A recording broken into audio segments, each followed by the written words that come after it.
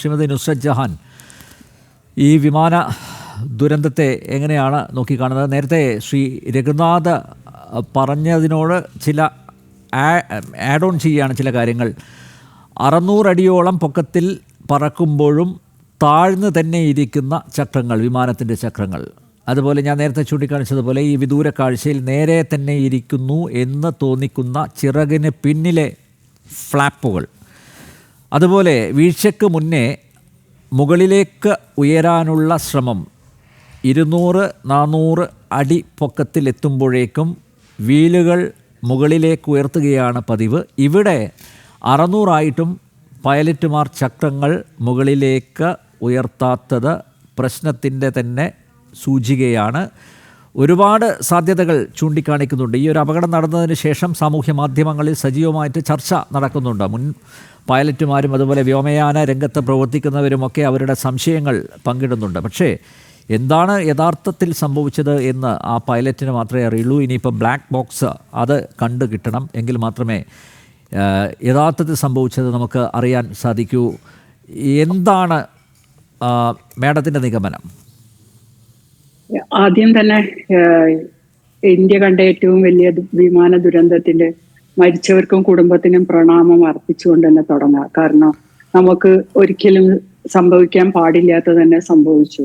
169 ഇന്ത്യക്കാരും 53 ബ്രിട്ടീഷ് പൗരന്മാരും, ഒരു പോർച്ചുഗലും, 2 ബ്രസീലിയൻ ഇത്രയും ആൾക്കാരെ നാഷണാലിറ്റി തന്നെ വ്യോമയാന രംഗത്ത് എന്നും നമുക്ക് ദുരന്തങ്ങൾ വന്നത് എയർ ഇന്ത്യക്കാണ് നമുക്ക് സംഭവിച്ചിട്ടിരിക്കുന്നതെന്ന് നമ്മളൊന്ന് പ്രത്യേകം ശ്രദ്ധിക്കണം. ഇതോടുകൂടി പല വിമാന ദുരന്തങ്ങളും ഇപ്പൊ നമുക്കുണ്ടായി. കനിഷ്ക തൊട്ടിട്ട് ഈ മംഗലാപുരം, ഇങ്ങനെ കുറെ വിമാന ദുരന്തങ്ങൾ നമ്മൾ കണ്ടു.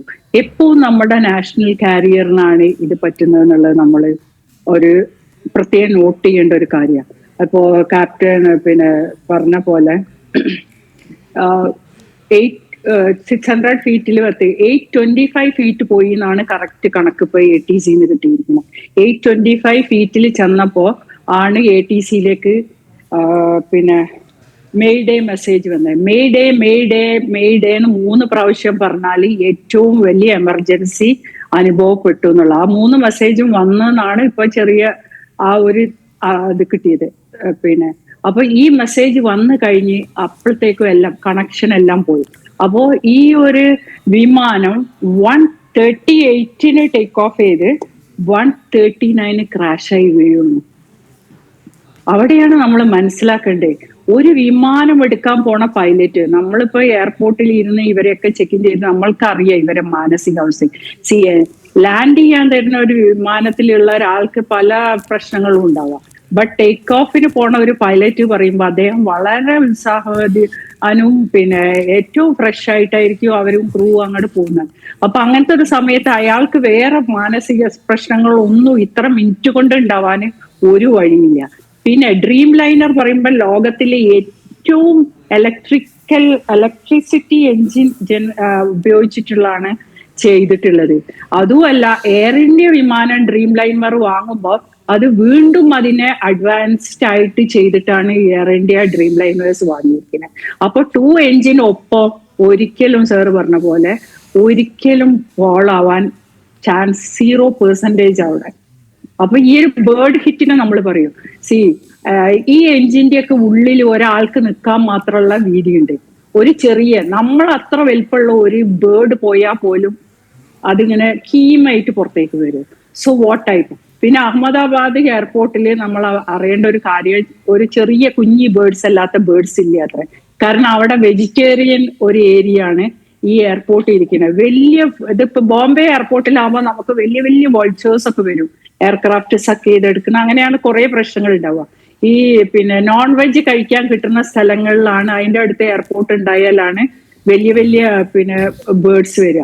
അപ്പൊ ഒരു ബേർഡ് ഹിറ്റ് വന്നാലും ഒരു എഞ്ചിന്റെ ഉള്ളിൽ ഒന്നായിട്ട് വന്നിട്ട് ഇപ്പൊ ഈ 2 എഞ്ചിനെയും ഡൗൺ ആക്കൂല. അപ്പൊ ഇതിനെ പറ്റി നമ്മൾ നോക്കുമ്പോ ഈ ബേർഡ് വന്നാലും അപ്പൊ ബേർഡിന്റെ സാധ്യത അവളെ വളരെ കുറവാണ്. നമ്മളെ ഈ എയർക്രാഫ്റ്റ് ടേക്ക് ഓഫ് ചെയ്യാനുള്ള അവിടെ ഫെയിലിയർ ആവണം. അതിന്റെ നമ്മൾ എയർക്രാഫ്റ്റിന്റെ വിഷ്വൽസ് നിങ്ങൾ നോക്കൂ, അത് ഫ്ലാറ്റ് ആക്ച്വലി. അല്ലെ. 8:25 പിന്നെ ഇതിലെത്തിയപ്പോ എയർക്രാഫ്റ്റ് എത്തിയപ്പോ ഇതിന്റെ നോസ് മേലോട്ട് വന്ന എന്തെങ്കിലും ഒരു സാധനം നമ്മൾ കണ്ടില്ല. ആ ഫ്ലൈ ചെയ്യണ സാധനം നമുക്ക് കിട്ടി. ആ ഫ്ലൈ ചെയ്ത് പോയിട്ട് നേരെ ടക്കെന്ന് അടിച്ചിട്ട് കത്തുന്നതാണ്, തീഗോളാവണാണ് കാണുന്നത്. അപ്പൊ ഇത് ടേക്ക് ഓഫിനുള്ള ഒരു പ്രശ്നം അവിടെ ഉണ്ടായിട്ടുണ്ടാവണം. അതാണ് നമ്മൾ മനസ്സിലാക്കുന്നത്. ആ ടേക്ക് ഓഫ് എടുക്കാൻ വേണ്ടിയിട്ട് നോസ് ലിഫ്റ്റ് ചെയ്യാൻ പറ്റിയിട്ടില്ല. എലിവേറ്റർ വർക്ക് ചെയ്തിട്ടുണ്ടാവില്ല, ഉണ്ടാവാൻ സാധ്യതയില്ല. അപ്പൊ ആ എലിവേറ്റേഴ്സ് വർക്ക് ചെയ്യാതിരിക്കുമ്പോൾ ബ്രേക്ക് പുള്ളി ചെയ്യാൻ പറ്റില്ല ക്യാപ്റ്റൻ എന്നാണ് ഒരു നിഗമനം അതിന്റെ. അപ്പൊ അതന്നെ ആവാനാ സാധ്യത. അവിടെ വെച്ച് എന്ത് സംഭവിച്ചു?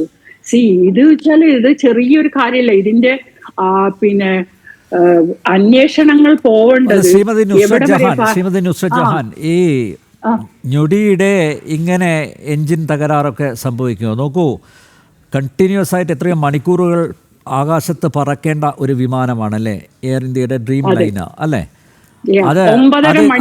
അതെ, ടേക്ക് ഓഫ് ചെയ്യുന്നതിന് മുമ്പ് എല്ലാവിധ പരിശോധനകളും നടത്തേണ്ടതാണ് അല്ലേ? അല്ലേ, ടേക്ക് ഓഫ് സമയത്ത് തന്നെയാണ് ഈ അപകടം സംഭവിച്ചിരിക്കുന്നത്.